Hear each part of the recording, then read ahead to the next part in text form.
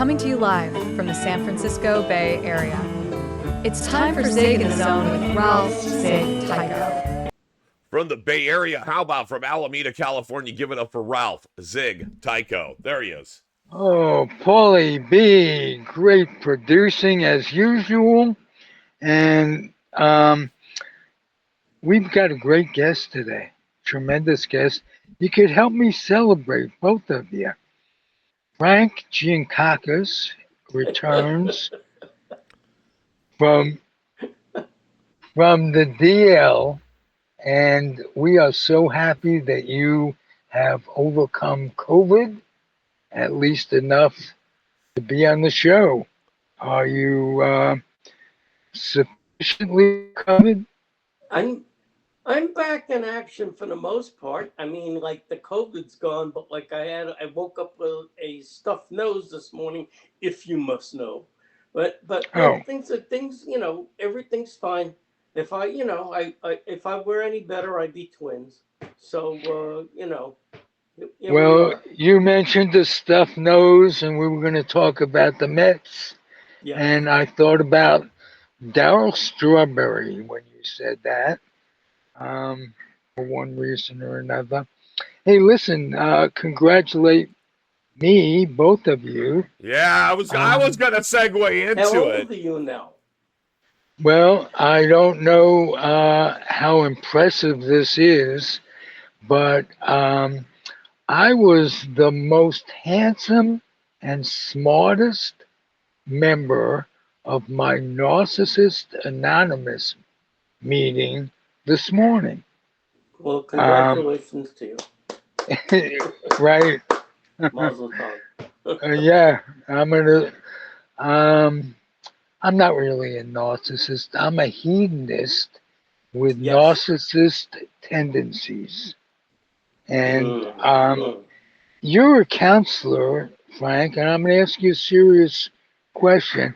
Is there a healthiness to some part of being a narcissist? Is there Can wow? can Let's it be see. good for you? Does everybody have to be a narcissist on some level, in some ways, at some time, at some times?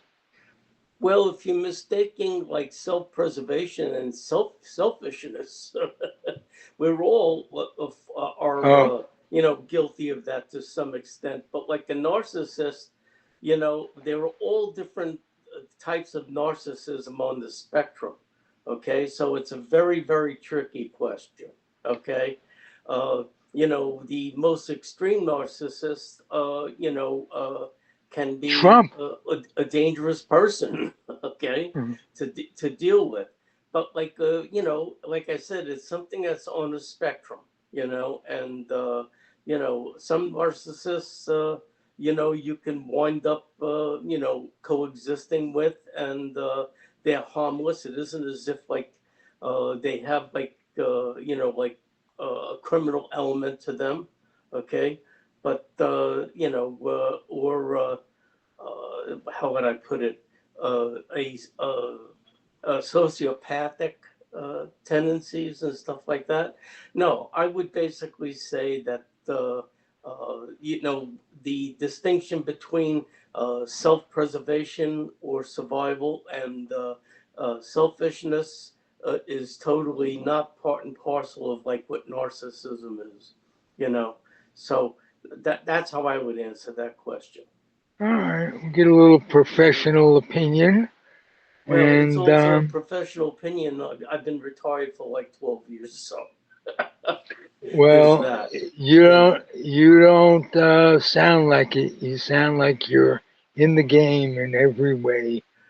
Um, Well, that's part of like the key, like talking with authority and sounding like you know what you're talking about, which right. yeah, Well, but you've reached the point where you don't have to think about whether you know what you're talking about. You do, and thank you. I appreciate having you on the show.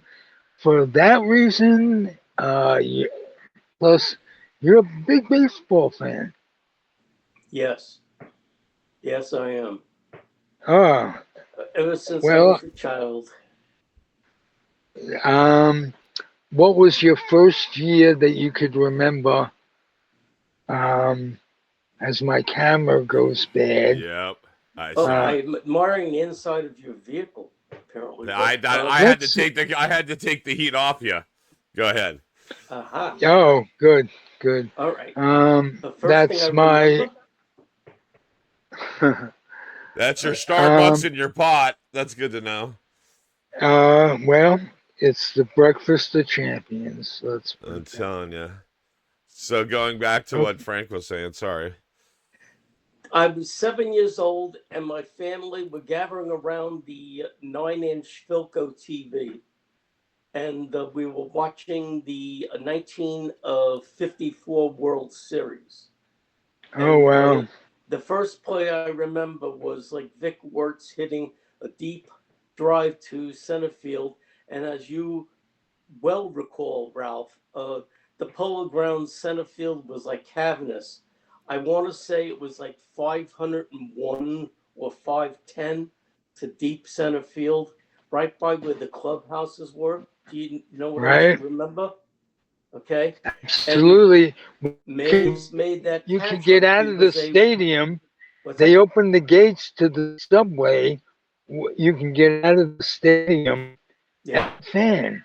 You walk that whole walk to Mhm. center field, Right. and what a thrill it was as a kid. Yeah. Um, I was already a Giant fan in '54 with the same age, but my grandfather would take me to ball games when I was 4.5. And before Willie was called up, and then after Willie was called up, um, great memories of '51, but they didn't go all the way in '51, and they did in '54. And the play you talk about when Willie makes that catch, it was the throw that was miraculous Right. because he turns around and wheels, and it kept the double play in order. Right. And I learning strategy like Uh-oh. that from my grandfather. Yeah. Ralph, Um, you're cutting out on me, buddy. Yeah, just to let you know, please uh, reseat your mic for a second while I take over for a sec. And Yeah. then continue your story. But if you could hear me, Ralph, like he looked like a wide receiver making that catch over his shoulder. It was like unbelievable. And like you said, he made yes, that throw in back into the infield.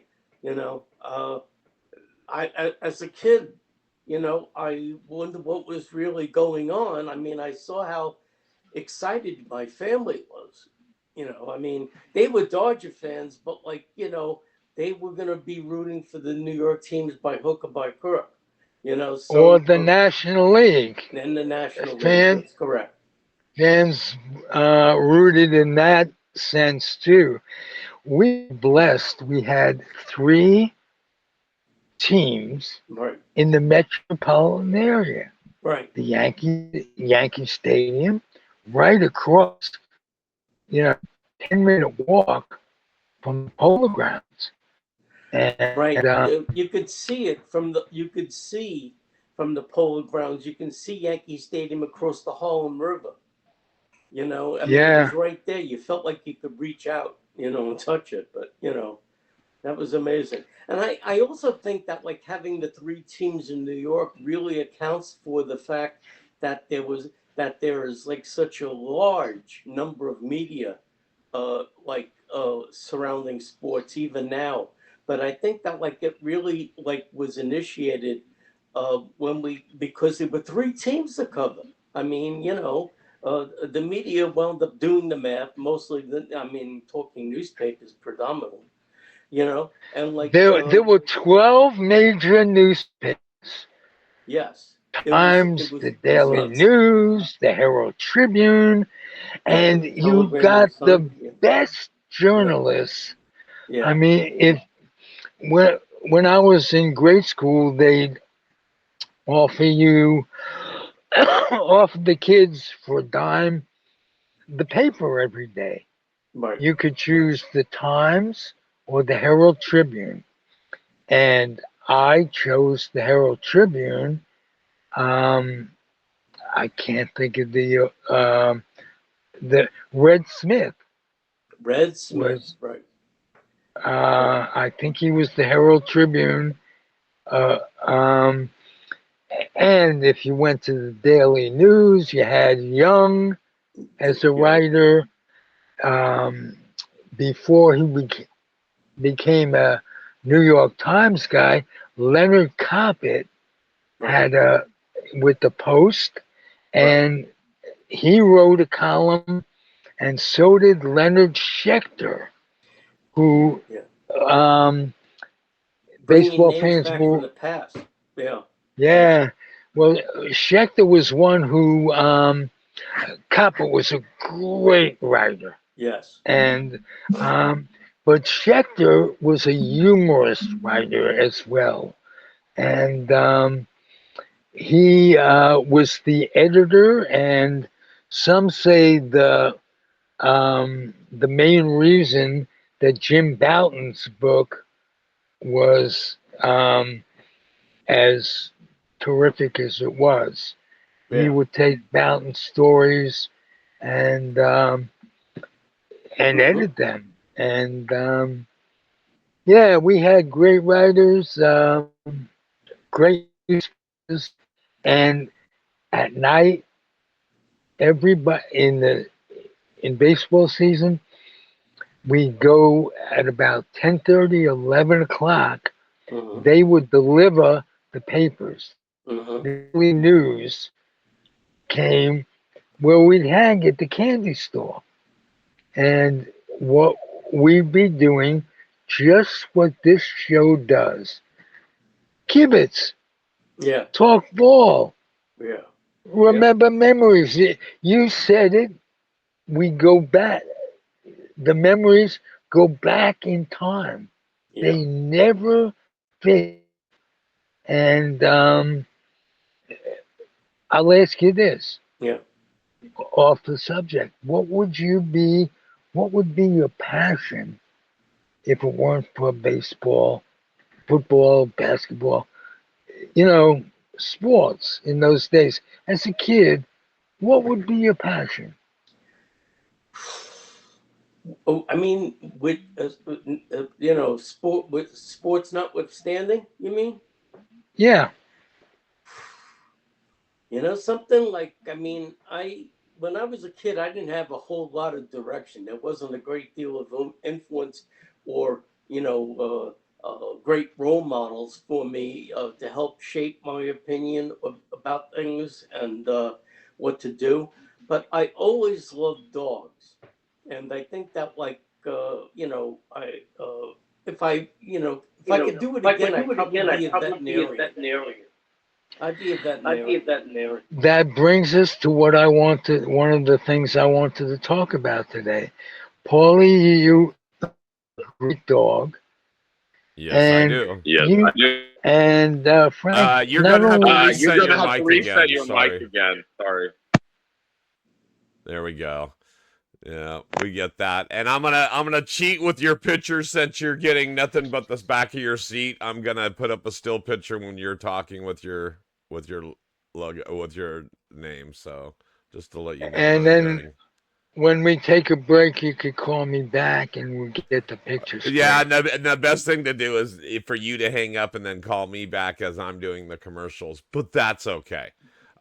Because even if Okay. I hang up on you, you guys will still be connected in the call. But hey, we never give away our secrets here in real time on Zig in the We Zone. don't have we don't We have any secrets. It's job we don't have job any security. secrets. Yeah. It's all out. We've been exposed. The podcast is officially out of the closet, so to speak. It's out of the closet, Not that sure. there's anything wrong with that. Yeah, You that's know. Out good. of the closet and into the SUV. Yeah, something like that. All Yeah. right, so let me see here. I will take off the picture of Zig, and here we go. All right, so with that said, you were talking about dogs. Fire away, sir. What were you saying? Oh, What Well, were you I was saying going about to dogs? say that Frank does more than just have a pet. Your retirement life is almost half your grandkids and right. your dogs. I The have, yeah, I have three grandchildren, two boys and a girl, 10, 4, and 18 months. And I have, three dogs now. So, it's that's like a stamp collection. Just keep going after it, and basically, I've been volunteering for the last 3 years at an animal shelter here in Hampton Bays, Southampton Animal Shelter Foundation, and basically, I do events. I bring the dogs or go with the dogs, okay, and I wind up talking them up. It's great because then you schmooze with people that like have a common bond with the love of animals, and it's just very very enjoyable and. Do what I can to basically be able to get them adopted. And I do rather well, you know.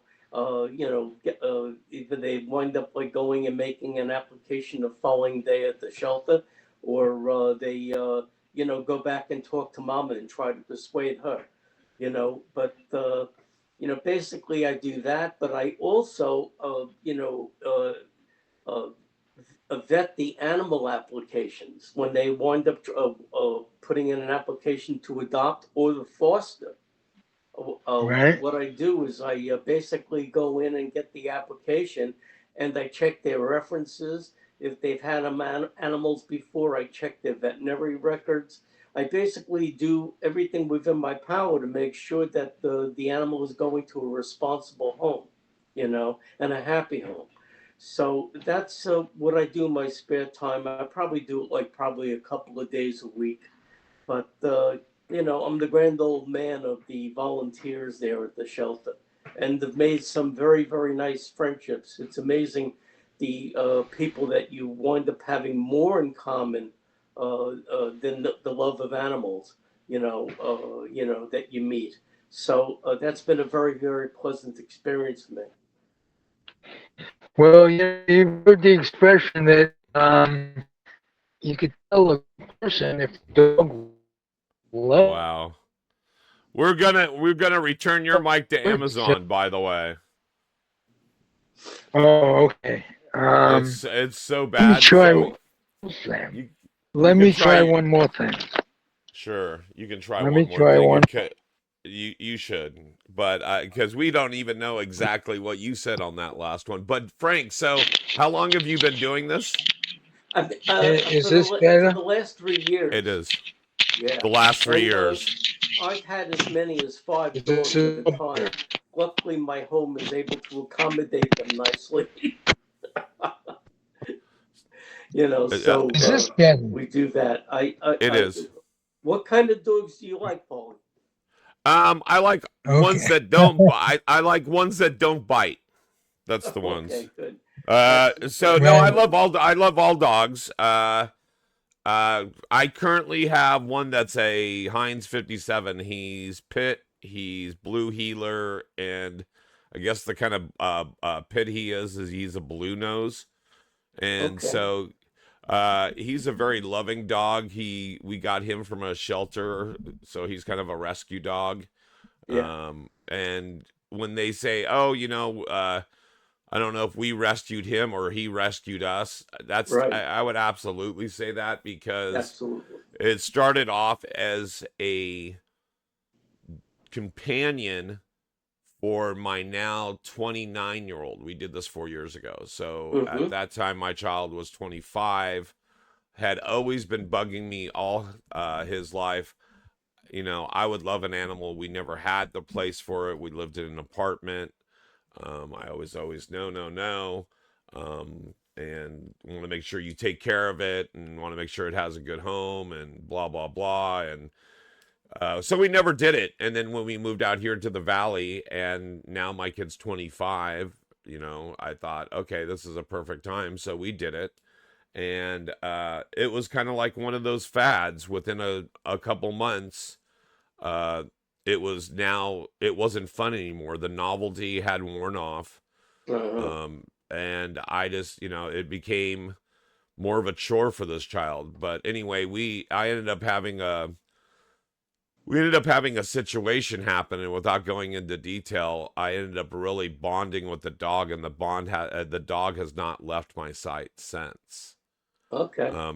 Matter of fact, it's been a month now, I think. A month ago, we had another situation where him and I were on our nightly constitutional walk, and I do it between 10 and 11 o'clock at night because I'm here in the valley and it's never too cold. If it is, just put on a jacket or whatever. And anyway, it's usually nice that time of night. Nobody's out there. I can just walk them and we don't run into problems. And we got about 5 houses down, and all of a sudden he bent over to like sniff at something, and I was not really paying attention.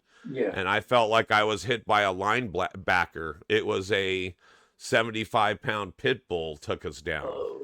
Oh boy. And I'm 6'6", 220 pounds. I'm not a small guy by any means. This dog, like I said, was a linebacker. Took my dog down. That I'm like grabbing his collar, trying to pick him up like a suitcase, like he's a chihuahua. And my dog is 55 pounds. So my dog is no chihuahua, but I'm trying to pick him up like a piece of luggage and get him up off the ground. And of course, in all this stuff, he wiggles out of his collar and they're both going at it. And then all of a sudden the owner comes from across the street. And I guess this dog had one of those training collars. So the dog went from attacking or trying to get us to, you know, like shocked. And then my dog was like, oh, okay, now I can get my licks in. And so my dog tried to get it. And so I'm grabbing my dog and I'm down on the ground. At this point, I'm in the middle of the street. I'm down on the ground and I'm walking away, trying to get my dog away. And I'm hobbling because I blew out my back. I skinned my knees and my hands and my arms. Trying to break these dogs up. And, you know, if I was 20, I had been able to roll with it and, you know, brush the dust off and go, oh, that was, you know, whatever. But, you know, it took me 2 weeks to basically recover. No kidding. To where I could walk properly. Huh? If that happened to me now, I'd still be down there. Right. No, it was traumatic. And so we've had things. So I guess what I'm saying is my dog and I have had these bonds together, and he's like the kind of dog that even though he has a little dog bed next to me on the floor, somewhere in the middle of the night, you know, he's at my feet. Right. He's up there. Right. He's up on the bed. He's like, and even earlier, he's like pushing me off the bed. It was like, okay, it's time to get up. Okay, I get it. It's time to get up. I put a thing up on Facebook like that showed like the owner hanging off the bed and the dog is like taking up the entire bed. I put a cartoon up there. That's the way it is in our house too. When my wife and I sit anywhere together, because we're not together enough. We only get time on the weekends and maybe on a Monday or something. But anyway, when we sit together, he tries to get in between us. And it's funny. He literally he'll wedge himself in. He'll wiggle himself in between us. And I'll be like, oh, well, hello. Hi, this is my wife. I married her. Yes. She pays my medical insurance. I know she pays your medical insurance too, but you know. That'll go up. By the way, after the pit bull, did your dog have any wounds, any injuries? No, so that was the thing. So it freaked me out because I'm hobbling home. We were only four houses away from home when this happened. It happened about 11 o'clock at night. I Right. barely got home. My adrenaline was flowing because I don't know how I actually made it back, because after that I was like almost like hobbling. And I got us home, got sat down on the couch, and the first thing I'm doing is checking him for holes, Uh-huh. because I thought, man, this dog took us down. Yeah. He hit him like he was, like I said, a linebacker. Uh-huh. He Yeah. came. He was walking straight, and all of a sudden, bam! Yeah. And he took down my dog. And so I'm looking everywhere. All he had was slobber all over him. Okay. And I was like, okay, so was that dog trying to play with him? And he was just, I don't know. But he got loose. And even when the owner came over, there was a language barrier between me and the owner. And we've had this issue since I've lived here. I've tried to communicate to him, and all he kind of does is say hello. So I think he doesn't speak English. I don't know. I've tried to make conversation. But even after this, I could tell he was saying sorry. He was like, oh, sorry. And I'm like, yeah. I go, and I didn't even, I kind of just uttered a couple mumbles and kind of, crawled back down the street. You're still in shock. Oh, yeah. Oh, and when I walked by there, so then I went by there the next day, and of course this guy works days. And so it took me like 2 or 3 days, but I finally made contact with somebody at the house. It was his wife. She did understand me, but she was definitely, there was a different language going on there too, but she understood everything I said. I asked her husband's name. She wouldn't tell me. I asked her like twice. I said, oh, I even know the name of your dog, because he was yelling the dog's name to stop. And so I go, oh, I know your dog's name is Beep, which I won't, out the dog here on a podcast. Right. But they were like, oh, yeah. And I go, I was the one that was, they said, oh, who are you? And I said, I live at the corner house right here. And I go, and she goes, yeah, okay. And I said, oh, well, the other night when I was walking my dog, your dog, Beep, kind of like, I didn't use the word attacked. I said, I don't know what I said. I don't think said attacked. It was a euphemism for attack. Yeah. Yeah, it was like, we got, he hit us, or he got us, or something. Yeah. And then she goes, oh, yeah. So like she knew, she had heard, because she had said, oh, yeah, okay. Yeah. People out there who aren't dog aficionados might say, well, that's what you get for having a pit bull, this, that, and everything. It's not the pit bull. It's not the breed. It's how the dog is raised. Wow. So, your mic, no matter what we're doing with your mic, Ralph, it's bad. I don't know why. You should probably, let's do this. Let's try to do something totally different. I'm going to go into a commercial break really quick. I want you to hang up on both Frank and I, and then come back, okay? So hang up and then come back, and hopefully that works. I'm going to do at least one of the commercials right now. I've muted you. Hey, guys, like Ziggy says, we're all lawyered up. What does that mean? It means he's got peace of mind. He's able to sleep at night. And why? It's because of these two fabulous attorney at laws. And here we go. Roll those commercials.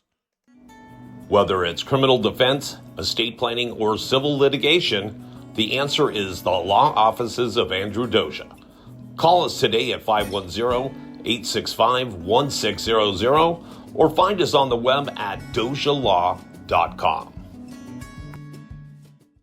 For tenant and landlord disputes, there's no other than the law office of Jeff Canberra. Call now 1-510-865-7369, and don't forget to tell them Zig sent you. All right, guys, and also, we want you to go like, subscribe, ring that little bell wherever it happens. You can check Ziggy out in the zone on Facebook, YouTube, Instagram, and now Twitch. So, guys, there it is. Go like, subscribe, ring that little bell. You'll be notified when there's a new podcast up, just like today. You were notified. We're back here live in studio. Hopefully, we get Ralphie back in. I know I've got Frank. By the way, pronounce your name properly, because it's kind of a what is it? You've made it to the upper echelon if Ralph can't pronounce your name properly. Well, yes, but like I've sort of turned it into a joke and nothing personal. Well, why do you think my name is Pauly B? It's because he would Brumbaugh. It would come out differently yes, sir. Thank you. I appreciate you. But I mean, with him, there's no way that he would. He wouldn't do that. Brumbaugh. It comes out different every time, and he's known me for 15 years. How long have you and Ralph known each other now? Well, actually, it's only for a few years, and like it was via like Barbara,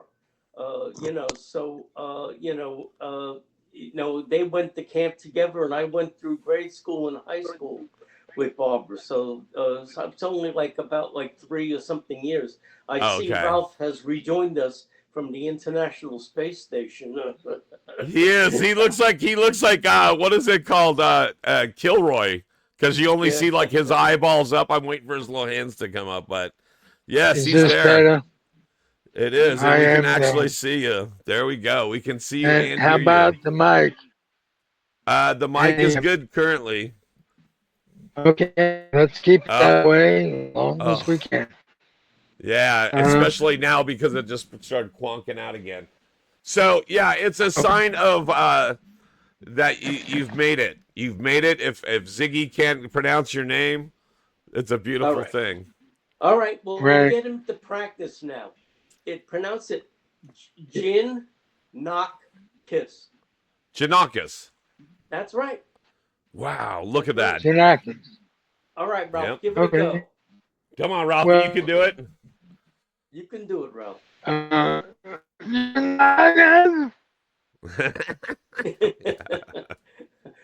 I think we should have left well enough alone.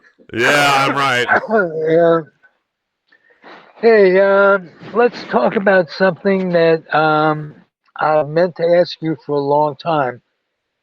Frank, you are bi-coastal, even if you only spent a short period of time in California. Grew up in Brooklyn. Right. What brought you out here? How long did you stay? And how did you like being here? Okay. After I got married, we lived in Long Island for about a year. Okay. Up in Nassau County, closer towards New York City. And what happened was we wanted to try something different. It was a rough time in New York when we left. The whole narrative about 8-Beam, the city was like close to bankruptcy. There was like all sorts of riots and stuff like that. It was a very, very difficult time in the mid-'70s when Beam was mayor of New York. And like it was just like one of those things that we just felt like really jaded about New York, and we wanted to try something different. So my friend was moving to Arizona, believe it or not. Okay. And he wound up like saying, come to Phoenix. He said, like, it's really nice there. So like what happened was I said, well, what the heck? So we wound up, I was a free spirit. And like we wound up going to Arizona, and like what happened was I wound up like taking technical training in information technology and data processing. I wound up. I had a bachelor's degree already, so what I wound up doing is going back and took 30 units of data processing, and I wound up getting good training in programming. And what happens was Arizona got too hot for us. I mean, 115 degrees in August, just as my idea of a good time. So what happened was my brother-in-law was working for Hewlett Packard in California, in the Bay Area, and he lives in Los Altos Hills, and he wound up like saying you should really look around for jobs over here. And there wasn't that much in Arizona if I even chose this day. So what I did was we wound up moving to actually with Santa Clara, and I wound up getting a job at Northern Telecom within 3 days. That's how easy it was in the Silicon Valley in those days. In Silicon Valley, if Right. you could spell any programming language, you were hired, let alone if you can code. So anyway, I wound up like developing a career there. I stayed, like I would say, it's roughly like 13 years. And I wound up moving up from a junior programmer to like it was like the R&D director for a small software company. And and then I got to the point that like I just couldn't be around it anymore. I mean, if I wrote another line of code, I would have thrown up. And like I just got tired of like the environment.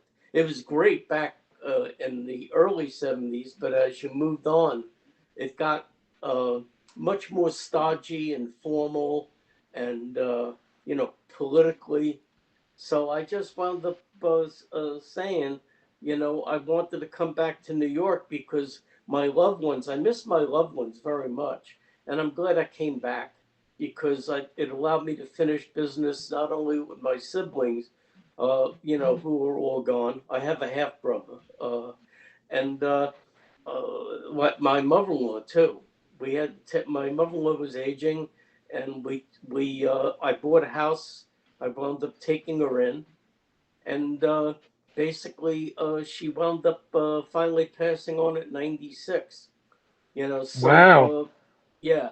So but like to get to your full question, I loved working in the Silicon Valley. I mean, it was like so hard to find. It was such a deficit of people for the jobs. If my boss looked at me cockeyed, I would have quit and I could have gone down the block in a half hour and gotten like a 30% raise. That's how nuts it was. Okay. And I basically, think a lot of it is people are in cars down there. yeah. It's not like an environment where you can go to a coffee shop and it's very sterile. Let's put it that way. Where? What are you talking about? It, What are I you think he's referencing? talking on the peninsula in Silicon Valley. Right. Yeah, yeah. I was But I just still gonna had a I was good just time gonna there. say something because this is why I get paid the big bucks, right? Um, Okay. I I I I came up with the $1 million idea again, Ralph. Get your pen and paper Yes. now. We're Oh gonna yeah. we're gonna open a new business. The new business is breast enhancements, right? Are you trying Here, to tell me Is that for something? men? Is it no, but no, is but this the so way? that's not the $1 million idea. The $1 million idea is what the name of the business is going to be. Okay. Silicon Valleys. I Could we cut it? understand. Could we cut him off and still talk, Rob? That was a long way to go Yeah. Right. for Yeah. Silicon Valley. I Yeah. Woo! mean, Wow, whoa. that was a long That was a walk for that reach, drink of Jones. water. That was 40 years in the desert, just a little bit Uh, further. Here we go. Oh well, Lord. and the two of us will remember that joke forever. That's the sad part. You Yeah. can't release that joke from our mind. Yeah. Um, That was good. Yeah. Once you've heard it, you can't gouge your ears out or right, anything. I No. right. can't unhear that one. Yeah, you Uh, kinda. In the Oh but words of if we man. could Yoda, do that, unlearn what you have learned. Yes. Oh my Yeah. God. All right, Yeah, I let's know. do I'm this, If we, man. sorry, but that's why I get paid. That's why I get paid for that stupid shit right there. well, Silicone, you're worth every nickel. All right. silicone valleys. There you go. You gotta Ralph, pronounce it Silicon. right. I, I, All I think right. he's due a pay cut, Ralph. Between you and me. Okay.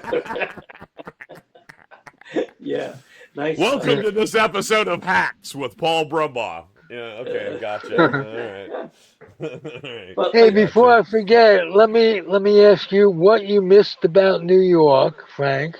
the My little pizza, segue. When you the when kosher you were out deli. in New York, When was the and last time what you you had miss kosher about. deli, boyfriend? All right, one at a time, gentlemen. One at a time. Try that When was again. the last time you Well, had kosher deli, boyfriend? Huh? Huh? When? well, that's what you missed, the food, when you moved out of New York. Am I Yeah, right? yeah. But like I had a square knish the other day. I had a corned beef sandwich on rye. I had matzo ball soup, the whole thing. What I did Right. is I went into Brooklyn because it was part of a football alumni reunion. I played football in high school, and like I met with all the guys. Everybody with their wheelchairs, showing X-rays of their back surgeries. It was quite an event, and From playing football. yeah, well, probably it's very possible. But Or anyway, like life. I stopped in Brooklyn after the game, and I wound up going to a kosher deli over in Mill Base in Brooklyn, and I got deli, and I brought it home for my wife too. Mm. You know, but Did yeah, you? the food. Uh, I think that the culture, like really, the culture contrast with California always like sort of like fascinated me. It was just I don't know. I don't think California ever felt like home, but like it was a wonderful place to make a living at the time. I'm not so sure how what the climate's like now in terms of employment, but I know that like it's changed a lot. When I was there, the CEOs of the companies were very progressive people, okay, and like had progressive ideas, and now like they're all making donations to Trump. So it's a bit different. I mean, you got the Zuckerbergs, you got that moron at the Tesla plant. I mean, uh, Yeah. so it's a different climate now, I think. I mean, when I was there, I was around some real great minds, man, really, really progressive people that wound up expanding me, you know, and enrich me. So, like, I think it's different in that regard. Hey, speaking of memories, when I first got out here, I was brought out here in the Air Force Mm-hmm. and stationed halfway between Sacramento and San Francisco. All right. I'd have people come out to visit, friends, relatives, and what have you. Yeah. And I took a special pride in being able to see, to sightsee with these people and Yeah. show them what did you like doing along those lines when you had people visit and what impressed you, which cities impressed you just from an aesthetic standpoint, um, not from living there, but just passing through. Tiburon, as an example, for me was fascinating. How about you? What did you enjoy out here, Frank? Well, one of them I found I had relatives up in Sonoma, and I liked Sonoma County a great deal. I didn't have much contact with Marin except basically going through on the 101 after the bridge, and didn't know Right? anybody there. Okay. Sausalito was stunning. Okay. You know what also was a beautiful, beautiful site that I went touring when I first got here, the Marin Headlands. Up when you keep going up after the bridge, and then you go all Yes. the way to the top, and you're looking down on the Golden Gate Bridge. That flipped me out. That was just absolutely uh, incredible. That's like a sight from heaven, in my opinion. Yeah. Okay, I mean, I appreciated that.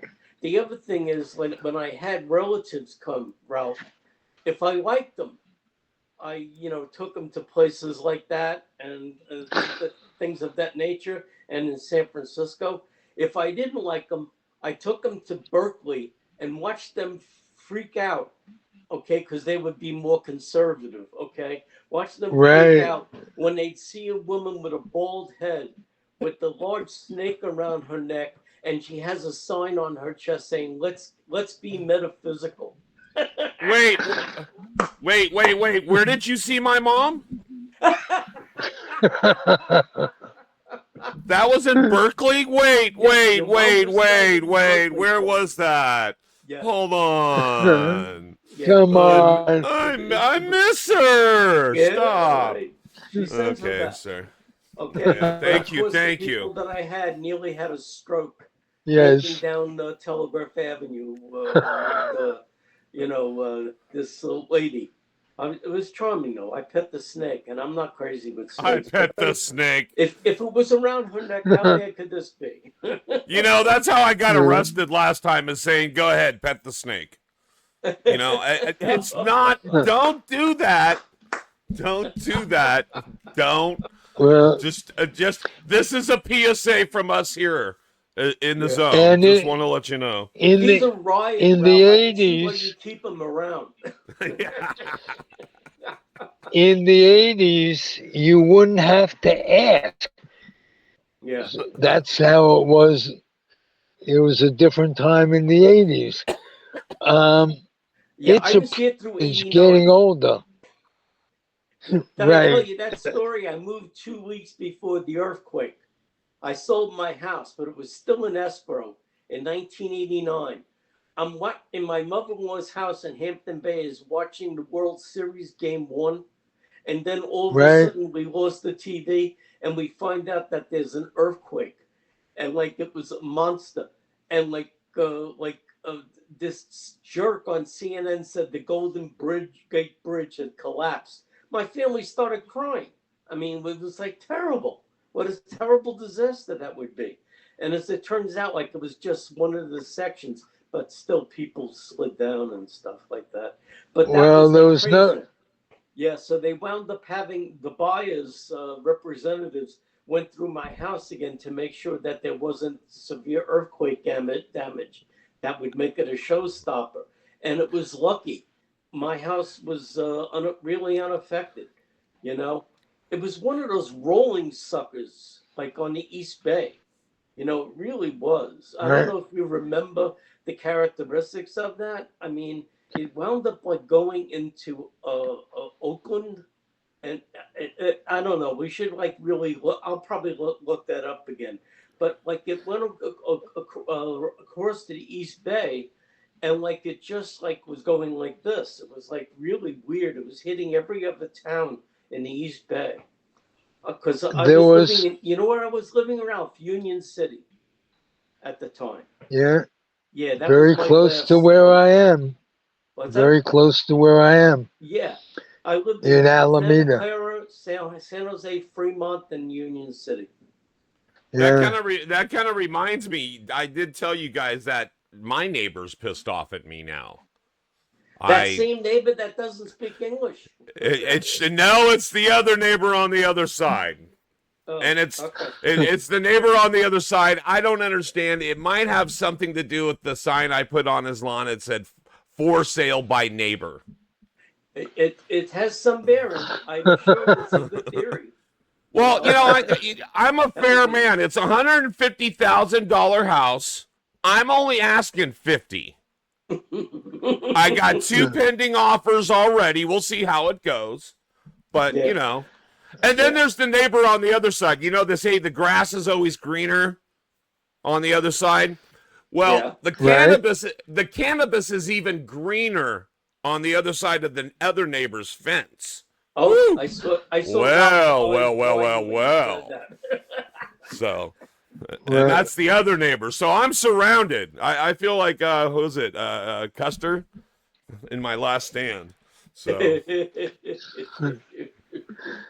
Oh boy. So my mother would have said, "So you're proud of that with the cannabis and all that? That makes you feel good?" Di- for about 30 Oh minutes, and yeah. then I eat something and go to sleep, Ma. Yeah, that's what I Well, say.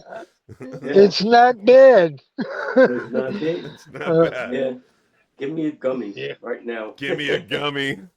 You know, I like gummies, Uh, but I it's do. hard to keep. It's hard to keep them lit. Have you ever noticed that about gummies? It kind of like smolders, and it's a mess, It's like and that. It's like it that clogs old your like ash bong. that I used to put in the pipe. Yeah, It always clogs doesn't my have that hey, bong. Have you ever consistency. noticed gummies clog my bong? Yeah. And so hey, let's have Frank remind us of your experience. You wrote for High Times. I Had did, but my son, I got the job because my son was like the editor in chief. And I was like about to bring that up. You should really have him on sometime. You could really get into the nitty gritty with him. You know, I'd uh, love to. there's another I'd guy, love to. Danny Darko. I could introduce you to that you uh, probably would. He's very technical on is that a new on strain? Is that a new strain?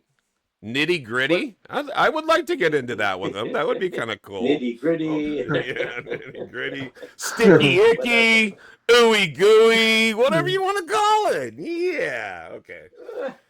Yeah, I know. I'm full of them today. Sorry, guys. I'm trying to get my You do. You my quota. That's you Yeah, are. my what it's quota about. in. Really, When Paulie, you should be on stage. There's one leaving in 10 minutes. Did you say? Wait, hold on. Yeah, yeah. There's. Yeah, I thought he said in a cage, and he said on a no, stage. Oh, on on a stage. Yeah, I gotcha. And out of town. yeah. Yeah, there's one leaving. Last call. Yeah, gotcha. That's cool. Yeah. Hey, before we get any further, guys, let's talk a little Mets. I want you, Frank, to kind of summarize the season and past season, and what do we have to look forward to? Will they sign Alonso? Do you think they should or not?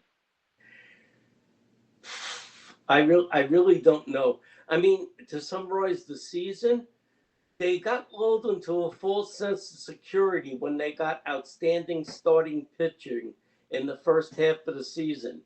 Then, shit happened, and people got injured. Griffin Canning went down. I mean, one after the other.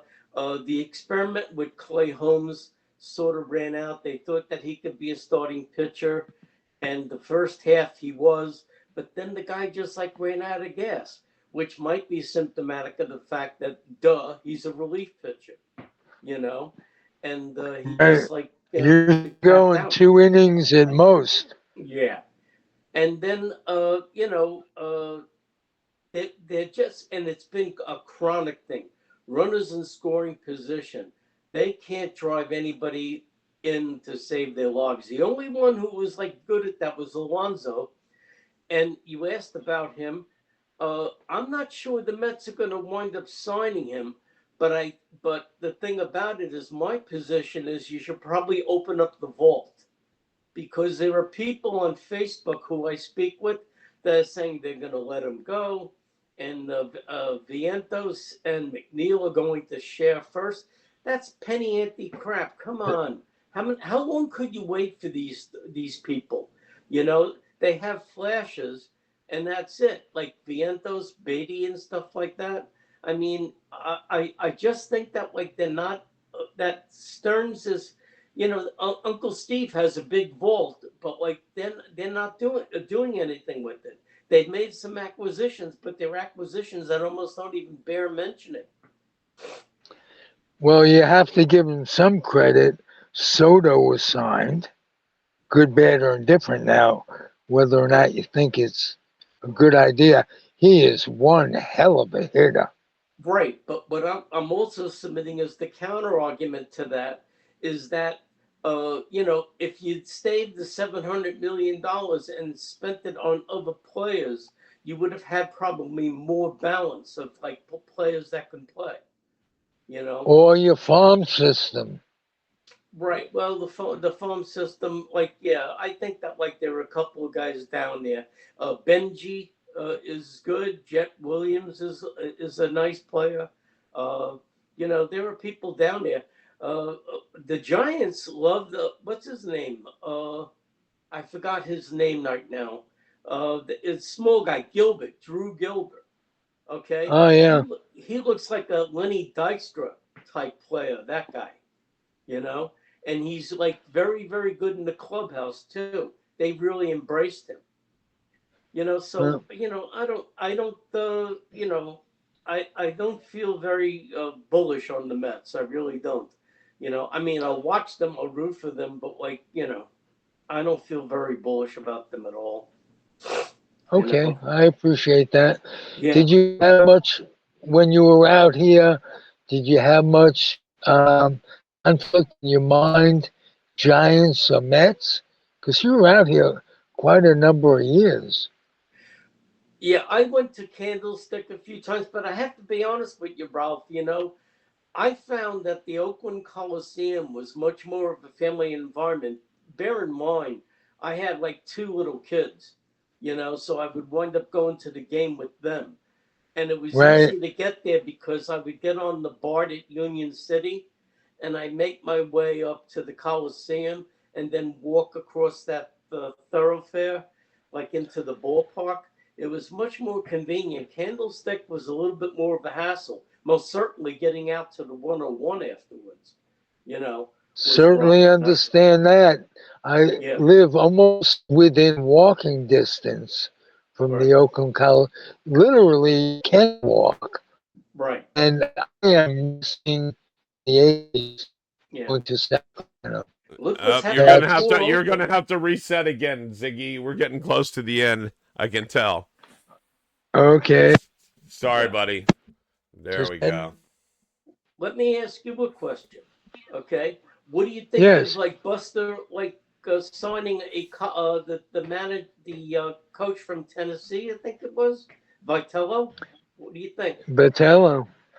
He's he's the new age. I think He so. claims he And claims he wants to um, do things differently than it's ever been done before.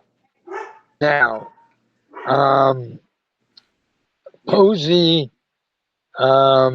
hired him, and they put a lot of trust in Posey in building a club. I And think it's well founded. I trust Buster. Uh, yes, Here's the very thing. bright.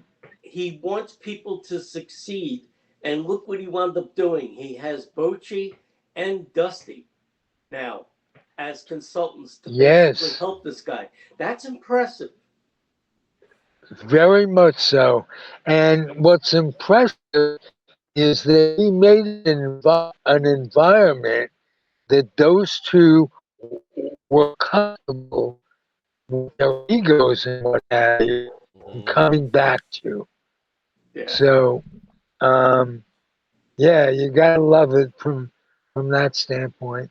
yeah, And now the park is so much different than Candlestick. The location, um, it's a beautiful ballpark. yeah. I was there. So, I like it. I like it. yeah, I was there. I was posed by the Willie Mays statue, and this is like a couple of years back. Uh, a friend of mine was starting to show cognitive deficits and stuff, and he couldn't live me? on his own. Yeah, he Oh, my friend was 80 and he passed recently. huh. And like what happens is I had to go out. And I didn't have to go out. I went out and like help them find a adult living facility uh, that would be suitable for him. So I went out there. I went out there about 3 years ago. You're going to be seeing my dog in a minute. My All right. 85-pound monster. I don't know if he's tall enough, but he's over here sniffing around saying, "Who's in here with you?" You know. Where's your dog, Paulie? He's currently, well, he had a late night last night. I just bailed him out Okay. of jail. So he's sleeping it off like the dog he is. No, I'm just kidding. He's inside being a dog. He's probably resting on a couch. Nobody's in there, so he's like, "Oh, I can sleep on the couch right now." And Yeah. so All he right. thinks he Well, thinks he's in New York, human. we have no bail, so. We have no bail for dogs. No walkover bail. No walk out bail. Yeah, no, my dog. No, he's a character. I do blame him for everything. I do blame him for everything. Yeah. I think it's fair. He always blames me for farting.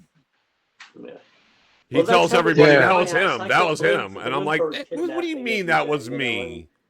Yeah. So, Oh wow. Well, that'll cost you more in the end. there we go. Got you Uh, there. Mm. All right, but I'm bump. All all right, right. so we're getting On close that to note. that time. Uh, Yeah. We I did the know that business. we did Did the we? business deal. We did not talk about your favorite Head Start. Why don't you do your thing? I Oh, will, because good. it's very important. One of the things that Trump has cut back on funding is the Head Start program. And if you think about it, who does it benefit mostly is the kids that are impoverished, the kids that need attention, the kids that need help, and the kids that need to find a passion. So I support the Head Start program in this way. I invite people to box up some new or newly used books that would appeal to children and take them to the Head Start program. And if you think about it, what a difference it can make if a kid reads a book on rocks and then becomes a maven later in life. He has something to think about, just like we did, Frank, Yeah. and you too, Paulie, with sports. Doesn't have to be sports, but how about getting the kid a book on baseball, for instance? I think it And starts with it's kind of, isn't it like the old saying? What is it? When they teach a doctor or nurse a new procedure, it's like see one, do one, teach one. So I think it's like you read a child a book. Before you know it, they're reading a book. Before you know it, they're reading a book to another person. And so and before you know books it, are contagious. they're Books are reading you a contagious. book at the end, Right. Yeah. Right. which And yeah, you're which right. could And books are contagious. You start reading and before you know it, it's wow, you didn't realize how much joy it brings to your life. Knowledge is great and yeah. entertaining and so yeah, start by giving a child a book or reading a book to a child and it all starts with And the Head that Start would program. directly coincide with the difference between our ideology and Trump's. That's the worst thing about him is the arts and just what made life in America beautiful. He's Yeah. taken all that away. Right. Yeah. Um, I don't. It's hard to believe that Trump ever read a book. I think that his family hid him from him. To be honest with you, but right. But he has a certain evilness that compares to his dad, who is well documented in what was it, Woody Guthrie? Right, a Keeping Woody Guthrie veterans. song or Arlo or someone, one of the Guthries. No, it was Woody, and he kept hippies and people of our culture from renting.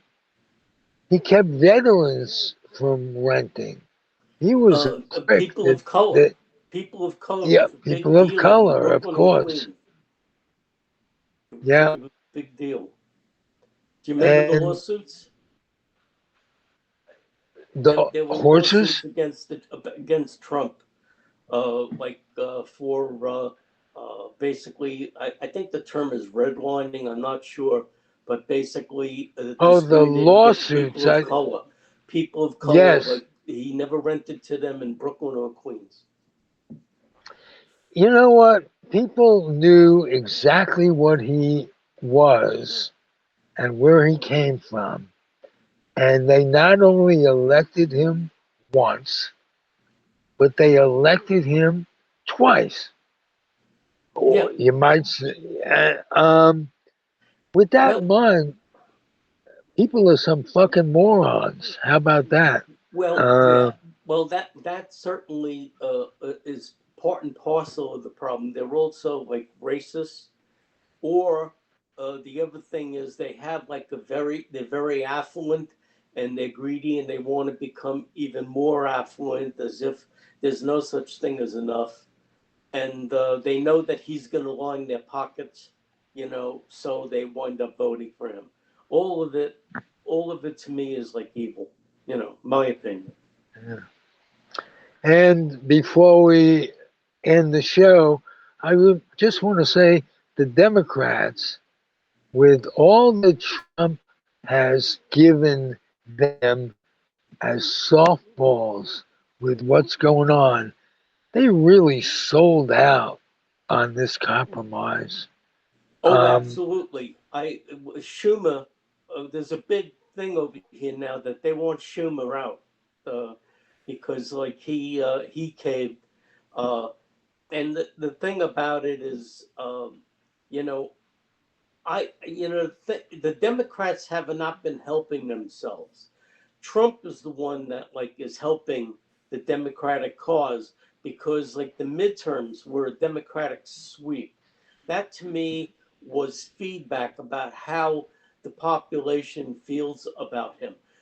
Not the midterms, the last election over here, right, New right. Jersey, the governor are all Democrats now. Virginia, Okay, they Virginia. Virginia, yeah, Virginia wound up going Democratic with Spanberger.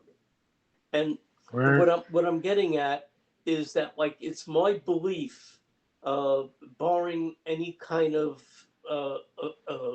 errant event, that like the Democrats are going to win the midterms. They're going to sweep the midterms, and at that point, I'm hoping and praying that like they'll be in position to basically impeach him, and impeach him meaning hasta luego, you know, and Well, that's how I feel.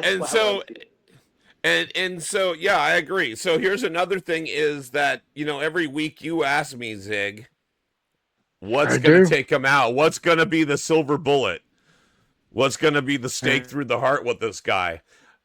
I think Well, it has Democrats. to be the release. It has to be the Epstein files Yeah, but or we haven't taken seen it out. come to fruition. But going back to what I you were know. saying, is the Democrats had a position. We were all hurting because, what was it, 41 days or whatever of a Hmm. shutdown, longest shutdown in American history of our government. And I think we saw the biggest divide between Trump and his supporters before that all happened. We had the elections this week, or last week, and we were riding high in this country. We just came off the No Kings protest. We had just swept the elections, the midterms, and a lot of these things passed in crucial areas like New York and California. Um, he had the Well, they party want at the midterms. he had the party at Mar-a-Lago, the Great Gatsby party, Right. which is, if you know the story of the Great Gatsby, what else could be a more telling tale of what he was Right. doing while his country's starving? Right. He's doing this, Right. and Well, it's such a telling tale. So the Democrats had a real opportunity and they blew it. Right. And especially the ones that rolled, and they said they did it for this and that reason. It wasn't working. It was working. He has his lowest poll numbers ever. 63% of America is like, we don't want this guy anymore. Correct. A good percentage of the people that voted for him now have buyer's remorse. Right. That's what we need. When he went low, what was it? Michelle Obama, if they go low, we go high, or whatever. Yeah. When he went low in Texas by redrawing lines, Gavin went lower. Yeah. That was, and so, I thought that was brilliant, but like, that's the whole thing. There's another element, you guys, to really consider with the SNAP benefits. right. Okay, that what happened was the court ordered him to pay the SNAP benefits, the federal benefits, right? Right. He he said that he couldn't do it. Okay, and then he had the audacity, the absolute gall to appeal the court's order. What man would wind up saying, okay, you got to pay these people who are starving, who are like, don't know where their next meal's coming from. And he's saying, what? I'm going to appeal that.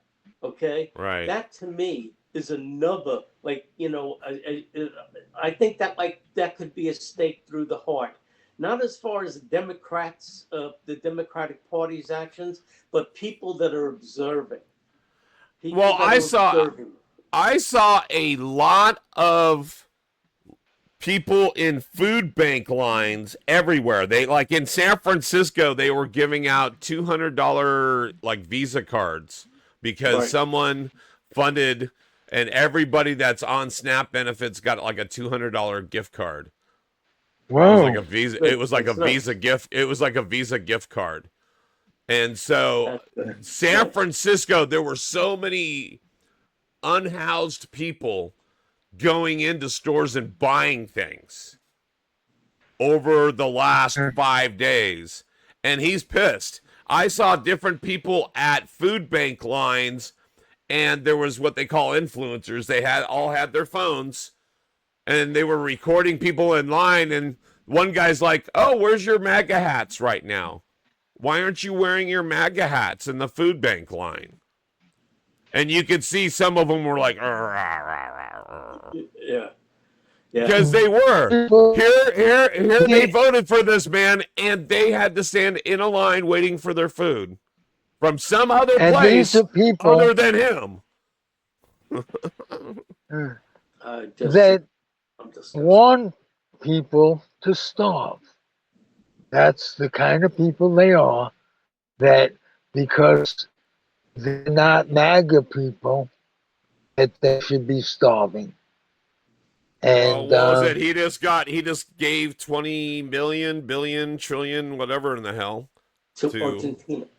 Yeah. Argentina, right? To bail them out. He loves dictators. You're good. That this is losing him again. Yeah, Ralph, you're gonna have to reset again, Ralphie. So, all right, we're getting close anyway. We're an hour 15 in. Yeah, that's cool. Let me just say, what a pleasure it is talking to both of you. Yeah. Just makes me feel human that there are other humans out there. Yeah, you guys are a good time. Go. Yeah, Frank. Okay, so for one thing, Frank, tell us anything as shout out, whatever you want to shout out, say hello, do whatever you want to do, promote whatever you want to promote. It's time for your shameless plug. The shameless plug. Let's go back to the Southampton Animal Shelter Foundation. Okay. Beautiful. Rescue dogs. Don't go buy them. Don't go to breeders. Okay. basically support your animal shelters. Okay, bring donations, bring food, bring blankets, bring towels. Okay, and if you're not in the area, which you're probably not, okay, support your local shelter. They need the same things that we do over at the Southampton Animal Shelter Foundation. And bless your heart. All right, there you Yeah. go. So it's Frank Gianakos, everybody. Yeah. Woo! Ralph, practice Gianakos. Try it. I'll practice, but Ah, Gianakos, Gianakos. I did it Yeah. right? Okay, No. I did it right every time. You're Okay. perfect, Paulie. It's Ralph that's thrashing around with this one. well, you know, Ralph is, Yeah. Oh, and right. you gotta reset your mic again. you know, Jeez. I don't know that you why. take out and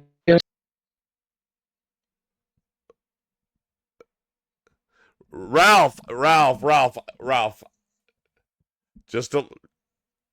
Just to let you know, it's part of it is that, part of it is its location in Alameda. Even though it's a beautiful, beautiful city, it doesn't have the cell phone and tower coverage that it should. And he gets it because he's right there on the water. He gets the atmospheric reflex. So he gets that. And then whatever his phone service has sucks. And Well, we should then buy I'm him a gonna- new phone. We should I'm buy gonna him a make new phone. suggestion.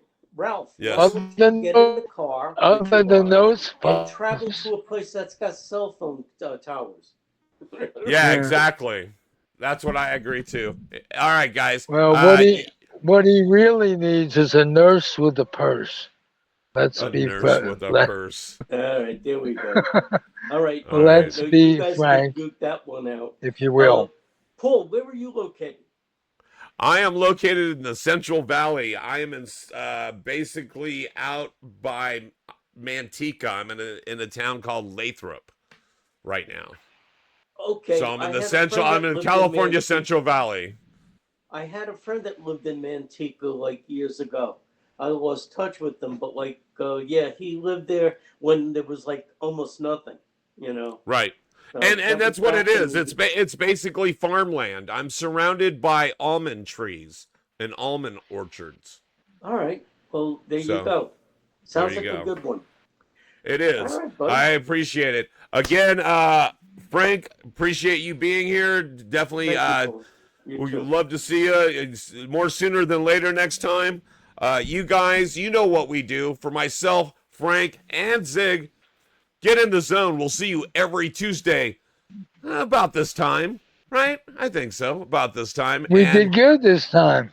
we did. So please like, subscribe, ring that little bell, and we'll see you next week in the zone, guys. Until then, we are out. Thank you again. All right. If you guys hold on a second, if you hold on, I want to do one thing. I just want to get through this. Hold on a second.